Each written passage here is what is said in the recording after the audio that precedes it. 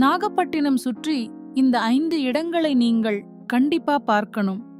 வெலங்கண்ணி search உலகப் புகழ்பெற்ற புனித தலமாகும்.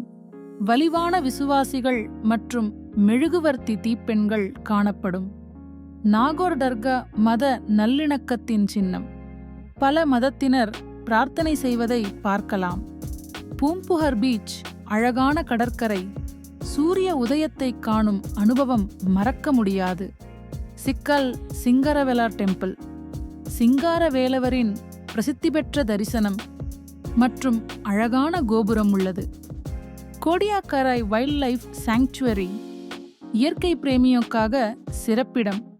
மான்கள், பறவைகள் மற்றும் கடற்கரை எல்லாம் ஒரே இடம்.